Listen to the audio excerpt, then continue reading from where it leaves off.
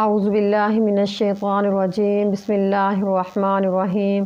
رب اشرح لی صدری ویسر لی امری واحلل عقدۃ من لسانی یفقہوا قولی رب زدنی علما اللہم ربنا زدنا علما۔ معزز ناظرین، السلام علیکم ورحمۃ اللہ وبرکاتہ۔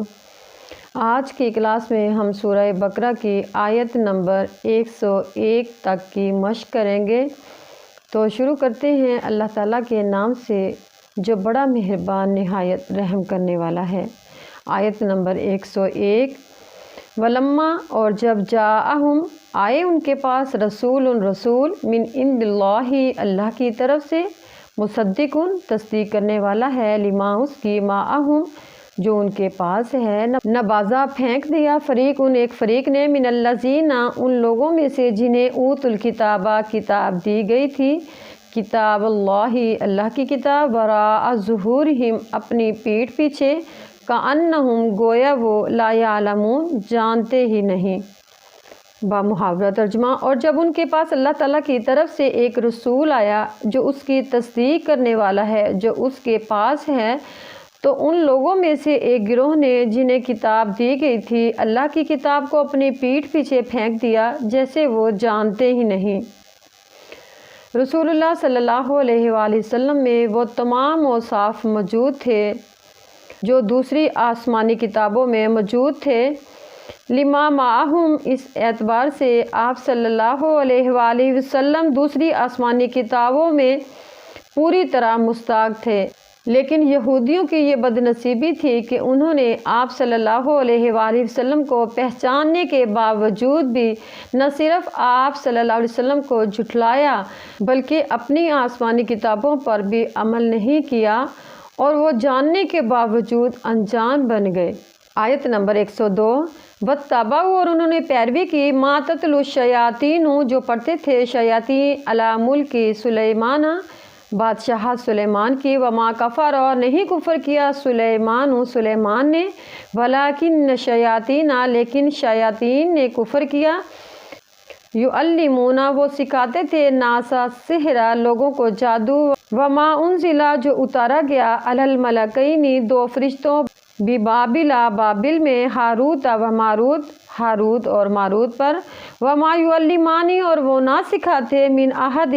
کسی ایک کو، حتیٰ، یہاں تک، یقولا، وہ کہہ نہ دیتے، انما نحن، ہم تو صرف فتنۃ، آزمائش ہیں، فلا تکفر، پس تم کفر نہ کرنا، فیتعلمون، وہ سیکھتے، منہما، ان دونوں سے، ما یفرقون، کہ وہ جدائی ڈالتے، بہ، اس سے، بین المرء و زوجہ، میاں بیوی کے درمیان، وما ہم، اور نہیں وہ، بضارین بہ، نقصان پہنچانے والے تھے اس جادو کے ساتھ، من احد، کسی کو،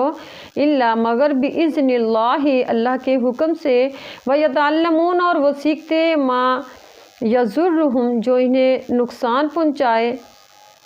ولا ینفعہم، اور نہ انہیں فائدہ دے، وَلَقَدْ، البتہ، علموا، جان چکے، لمن اشتراہ، یہ خریدا جس نے، ما نہیں ہے، لہو، اس کے لیے، فی الآخرۃ، آخرت میں، من خلاق، کوئی حصہ، ولبئس، اور بہت برا ہے، ما شروا،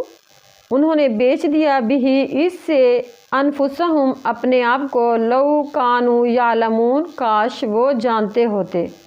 بامحاورہ ترجمہ۔ اور وہ اس چیز کے پیچھے لگ گئے جو شیاطین سلیمان علیہ السلام کے عہد حکومت میں پڑھتے تھے، اور سلیمان علیہ السلام نے کفر نہیں کیا، لیکن شیطانوں نے کفر کیا کہ وہ لوگوں کو جادو سکھاتے تھے جو بابل میں دو فرشتوں، ہاروت اور ماروت پر اتارا گیا تھا،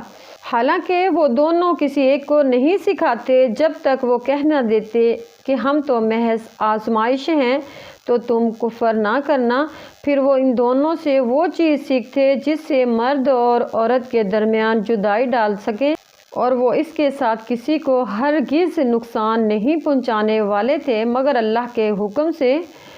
اور وہ ایسی چیز سیکھتے جس سے انہیں نقصان پہنچے جو انہیں فائدہ نہ دے، حالانکہ یقیناً وہ جان چکے تھے کہ جس نے اسے خریدا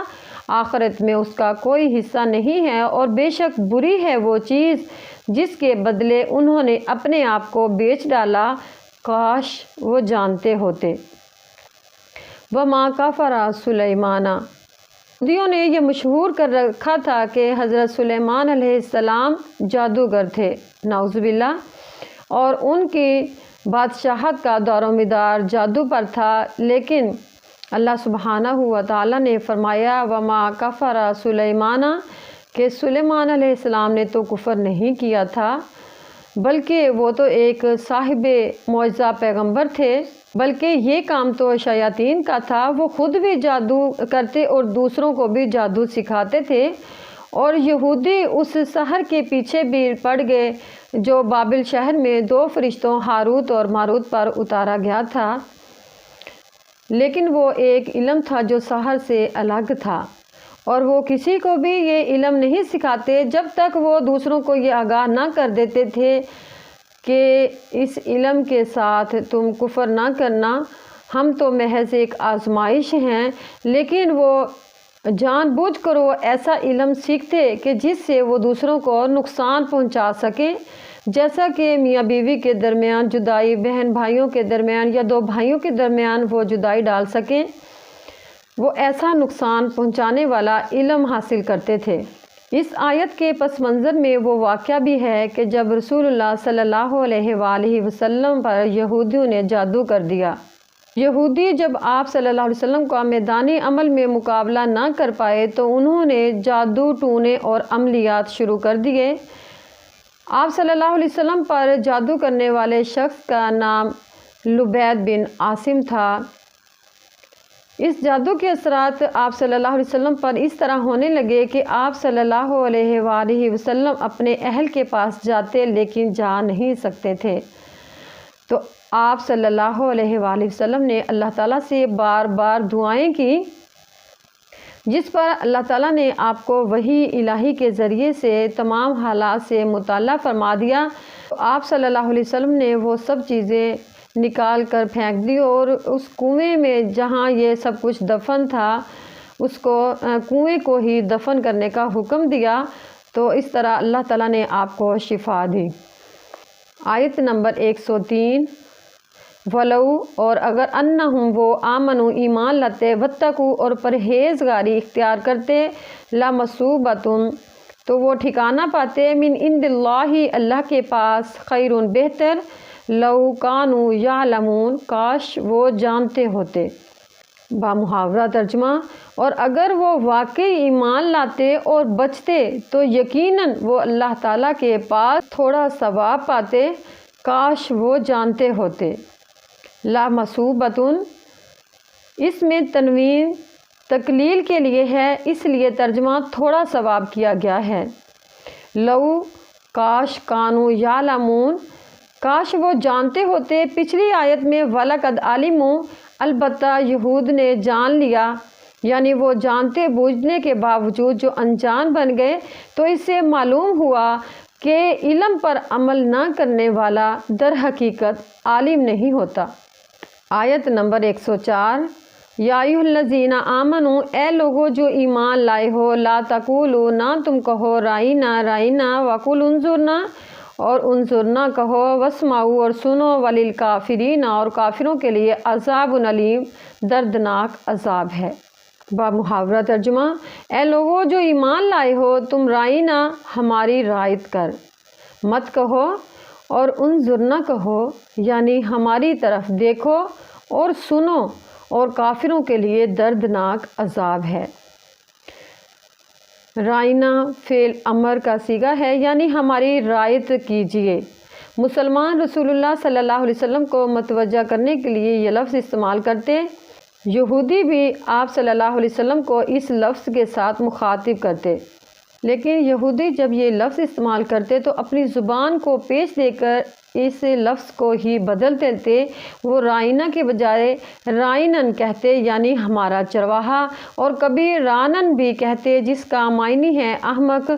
اور پھر اپنے لوگوں کے پاس جا کر خوش ہوتے۔ تو اللہ تعالیٰ نے اس لفظ کو ہی بدلنے کا حکم دیا اور انظرنا کہنے کا حکم دیا،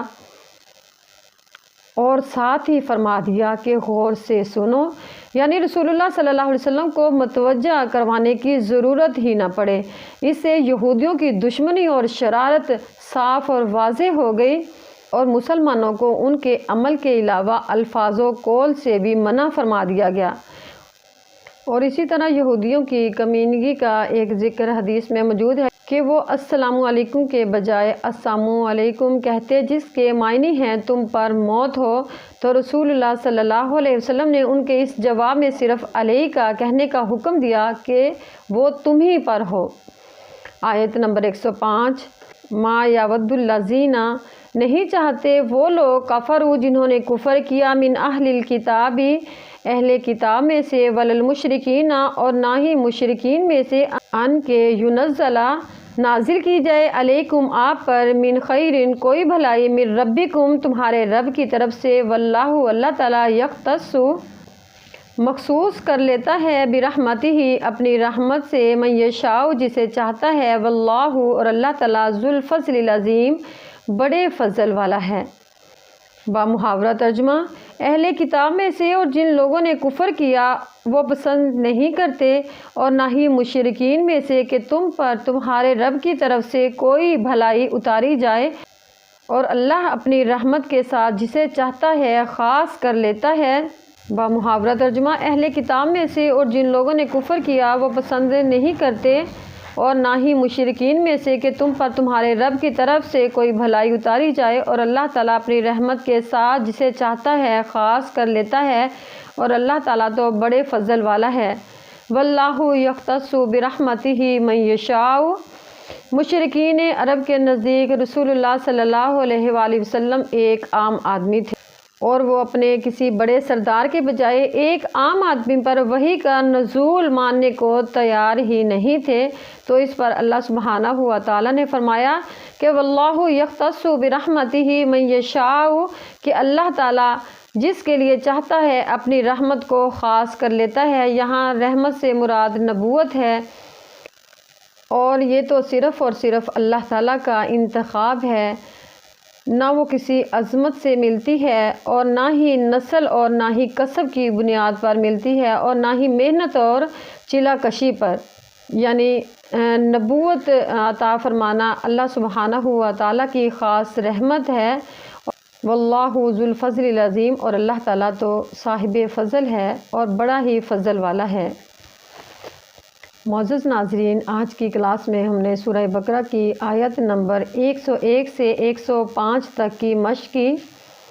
انشاءاللہ تعالیٰ اپنی اگلی کلاس میں ایک نئے سبق کے ساتھ حاضر ہوں گے۔ تب تک کے لیے اللہ حافظ۔ السلام علیکم ورحمۃ اللہ وبرکاتہ۔